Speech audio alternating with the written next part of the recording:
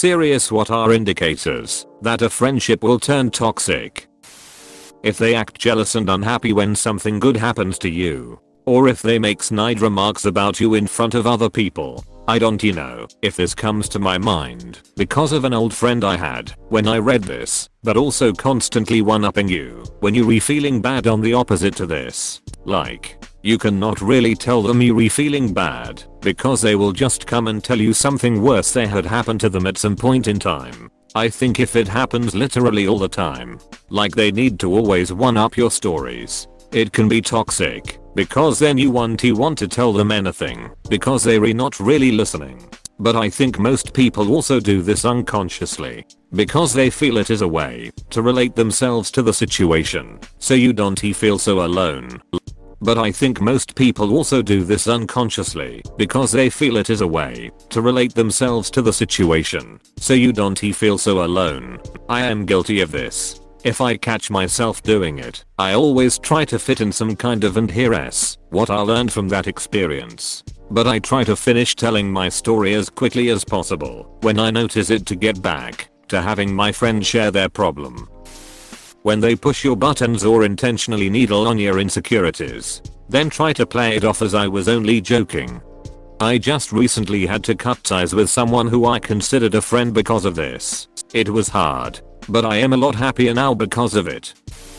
Even the best of friends are nowhere near perfect obs, but they always have good intentions, and that makes a big difference. Whenever we make mistakes in a friendship, that's when the intention really matters. While a good friend might accidentally hurt you when her intentions were good, that's a lot easier to forgive than when a toxic friend intentionally hurts you. Yes, we all have our flaws and make mistakes. How one reacts to a mistake they made is a good indicator too. Like, do they pass the blame or do they own up to it and apologize? I've had to take a hard look in the mirror a couple of times in my life. Not all people are capable of being honest to themselves.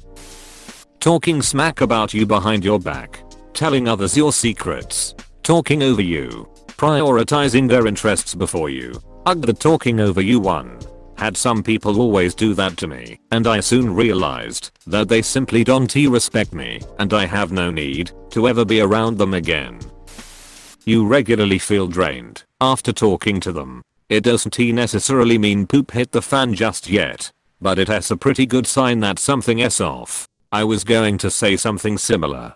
You feel inexplicably bad after interacting with them, even though everything seemed okay or good. I felt this way after talking with a narcissist. He had his moments where his words felt genuine, but I knew that he would turn right around and say some backwards shit and exaggerate every little detail, especially when his details were lacking.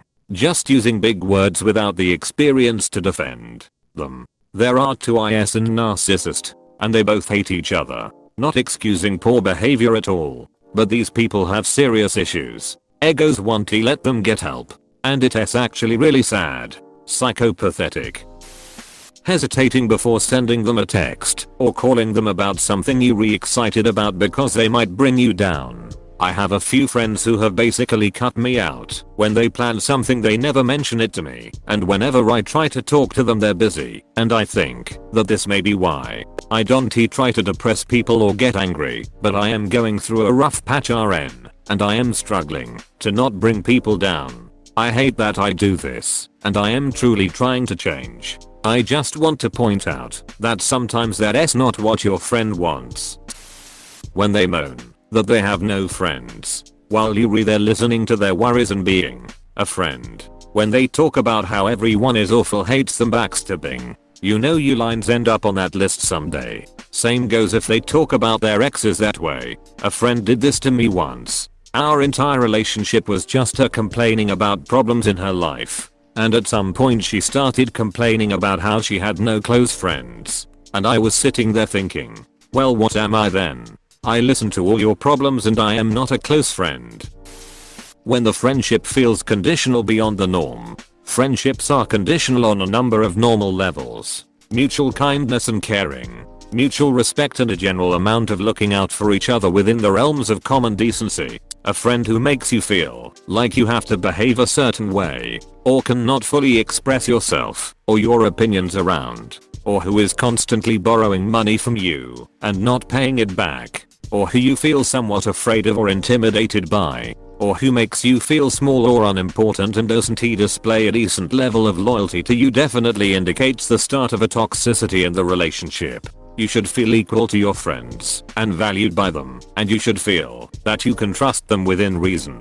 If you don't feel these things, then they're not a true friend and you should listen to your gut. I have seen several friendships like that. It's like there is a power imbalance where one person is always walking on eggshells around the other and is very afraid to offend them in any way. Meanwhile, the other will act very entitled and demanding. Stubbornness and unwillingness to listen to each other. A very simple way to realize that eventually, when things matter, that person won't change no matter what. Some people care more about being right than the discussion in itself. When they constantly want things from you and just expect you to give them what they want, but they do nothing to reciprocate. When the friend only contacts you when it is convenient for them, or only talks to you when you message them first.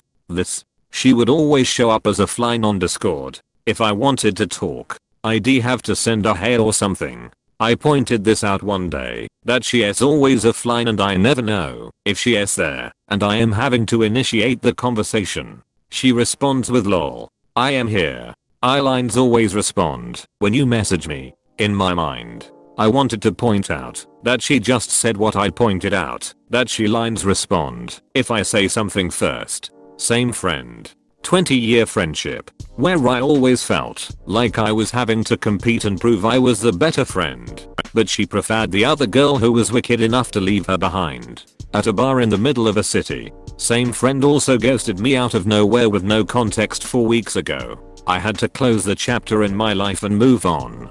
I couldn't sit and wonder if she lines come online and talk to me or tell me what exactly happened. I had too many friends in my early 20s that were stuck in the high school mindset, and I was always the one texting them first to talk or make plans. I even mentioned this to some of them, and they agreed that it is not fair when someone is texting first all the time.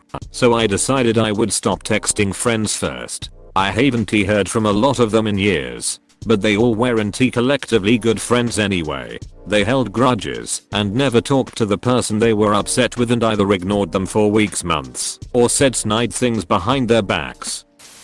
When the friendship is new, things go from barely knowing each other to becoming besties too quickly. All of a sudden you see each other daily and spend all your free time together, and you met less than 2 months previously. Eventually one will start to show contempt for the other. The carefree roasting that friends often do becomes a little more harsh from the one showing contempt. They stop having as much fun together, and the friendship stales. Meanwhile, the other person starts to become desperate to reignite that early approval. Then a vicious cycle of bulky and victim starts. A toxic friendship can mean many things to many people, but usually you will feel deep down that this person is using you in some way or the other. You will feel like she is pretending. You will feel the negativity. You feel the fakeness eventually. How to spot a toxic friend.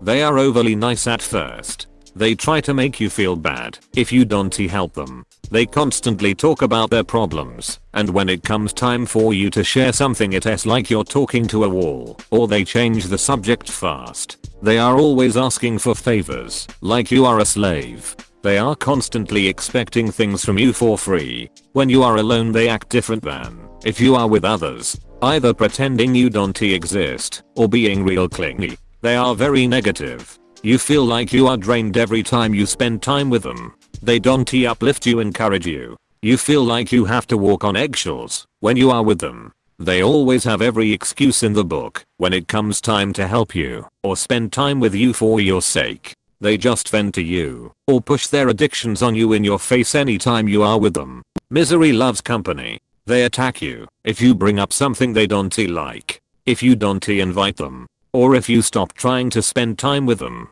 Those are some characteristics of a toxic friend. It is vital that you are not blinded by their ways, so you can set yourself free of these kind of people as soon as possible. Also add that they never apologize for treating you poorly. They make excuses, but do not apologize. I didn't take my meds that day. Okay. But that is not an apology and doesn't mean you get a free pass for treating someone like poop. When the person borrows money from you and doesn't pay it back, even when they could easily afford the repayment. If the other person is constantly falling out with other people, has tons of drama, slags off mutual friends and everything is about themselves, at some point this drama will be directed at you. Yes, absolutely. Particularly if they have landed themselves in the position through their own actions and don't actually seem to want to reflect on that. But even if the drama is mutually created, eventually, it will come around on you. Because that's just how they talk about other human beings. If any effort you put into improving yourself is misconstrued as an attack on them, their choices, or their lifestyle, they're going to become a toxic friend in the future. A good example is weight loss. I used to weigh a lot more, and my circle of friends was in a similar position, because we considered a large pizza and 2 liter of pop a great Friday night snack. I mentioned I was trying to watch my weight by ordering a medium, and they said something like, "Oh well, I guess I am fatter then." Like, dude, I didn't say a word about you. Your body is your business. My body is my business, and I am working on it. You may find the same if you try to stop smoking or drinking. If you try to move to a better neighborhood, whatever. Real friends will cheer you on while you work on self-improvement. Toxic friends will try to tear you back down. Personally, a friendship turns toxic when you realize that your friend is using you for personal gain, helping them with assignments, helping them with work etc. But when the time comes for them to help you, they will find an excuse. Also, not taking you serious when you talk about serious issues you have: divorce, anxiety, abuse etc. When they ignore you, I have a 3-strike rule. If someone ignores me 3 times in a row, I no longer reach out to them. I've saved a lot of time clearing out people. After a few friendships that ended suddenly, I realized that sometimes women will get into these whirlwind friendships with each other where it's almost like falling in love. You start to hang out and think this lady is the coolest. Then you invite her closer and closer into your circle of friends until you are texting and talking constantly. You call each other best friends. Then one day it just peters out. There was no strong foundation being built, so when the initial phase is over you just drift apart. You're left with dozens of selfies with someone you never see anymore. I fell into this mainly in college, where admittedly we do try on friends and test out what we value in relationships. Since then though, I have tried to take it slowly with new friendships. Because if I'm investing time with someone, I do not want that time to be wasted. When they are major hypocrites and only care about themselves. For example, I had to wait 30 minutes for this one friend, and she was mad cause she had to wait for 10 minutes, which in this case was beyond my control. Also, they will tell you all the gossip that other people have said about you because they want to be honest with you. All in all, if someone isn't feeling good about themselves, they are gonna project their negativity onto other people, and they have a great opportunity to do it to you, so be careful. When they love bomb you really early into the friendship, it seems sweet at first, but they use it as a manipulation tactic. Just look at how they treat their other friends, and you lines have a clear indicator as to how they're likely to view you as well. If they're the type to be chatty and friendly to somebody, then instantly character assassinate them. When they walk out the room, you can safely assume you will get the same treatment. This so much. It's real fun when you get to see what poop their lines talk to other people because you've compared notes with them. I was accused of things that was literally impossible for me to do. When they get mad about you hanging out with someone else, even as a joke, they make fun of you, make you feel bad for not wanting to do something. Friends should always respect each other's boundaries. They get mad or jealous when something good happens to you, or you make an accomplishment, or you mention wanting to try out a new hobby or something. They discourage you from trying new things. They lack faith in you accomplishing anything. This is because they want to maintain being the coolest one, or they're self-conscious that they themselves could not accomplish something that you have the determination to try. They blame you for things that they did, even minor. Like if they asked you something and you answered with something that they didn't want to hear, and then they get mad even though you answered their question. I call this the wrong right answer. The whole "yeah well, you forced my hand" kind of mentality. When they don't treat you like an equal, they treat you sort of like their sidekick. They belittle you in a way that reaffirms their own status. When they get mad when you break routine. This one is sneaky. For example, if you and your friend decide, let's get dinner every Friday at this place. Sure, okay. But if you decide to cancel one day and they get pouty or mad that you broke routine, which may be a normal reaction, the red flag is if they react in a way, say something that makes you feel afraid of ever disobeying again. Routine is a sneaky way of controlling someone. The aggressor might not even realize they're doing this. A note. Sometimes people will lead in with I am so glad you re my friend. Thank you for being my friend as a way to guilt someone into forgiving bad behavior or avoid being held accountable for their actions. Not all manipulative toxic behavior is aggressive. Sometimes friends will use guilt, their own sadness, and even weaponize their own mental illness to keep you stuck to them under them. If you or your friend acts like this, there are ways to mend it. Oftentimes people in friendships don't even realize what they are doing is wrong or what they are doing is hurting you. Talk about it to them directly. Recognize manipulative behavior. Don't do things you are not comfortable with. A real friend will respect you and try to fix things. Effort needs to be put in from both parties for things to work out. Point out toxic behavior as it happens. Friends will begin to understand when they are being manipulative and figure out ways to exist happily without making someone else their loser or drag people down with them. If your friendship is built on something toxic in itself, mutual hate, vanity, gossip, etc., the relationship as a whole isn't going great places. When it's a one-sided friendship, you're always there for them, but they are never there when you need them. Then when you can be there, they get upset about it. For me, the biggest red flag was how stressing hanging out had become. I couldn't exactly pinpoint what the problem was because said friend was very subtle and manipulative, but spending time with them had become more a performative task than a funny one. There are frequent misunderstandings or miscommunications where they misinterpret things you do or say in a negative way. They accuse you of things you didn't do, like lying. They tell you all the bad things people say about you. They tell you cautionary tales about someone they know how was in a similar situation as you and something bad happened to them. They tell you things like they had a dream about you where something bad happened to you. All of the above are them projecting their own motives, intentions, and behaviors onto you. My grandfather passed away 3 days ago. I had a conversation with a friend yesterday. She knew about it from a post I made on Facebook. Instead of asking me, it was, "Hey, I am doing good. Had pizza for lunch." She never asked how I felt, how I was doing. While other friends who I've known for less than a year were like, "I know her for 40, no that's terrible. If you want to have a shoulder to cry on, I am here for you." So I would say, when someone turns egocentric, that's a sign you should end the friendship as soon as possible.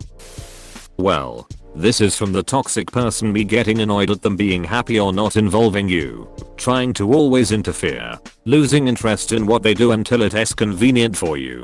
These are some of the things I did, and rightly so. They cut me out of their life. I only saw it after, and I don't know why they did it sooner. Remember people, you never know what you have till you lose it. I've lost my best friend because I was too petty to just be friends again after a failed relationship. I really appreciate you being honest about what side of this toxic relationship you were on. That takes guts, and I am really proud that you can now recognize these actions as they are.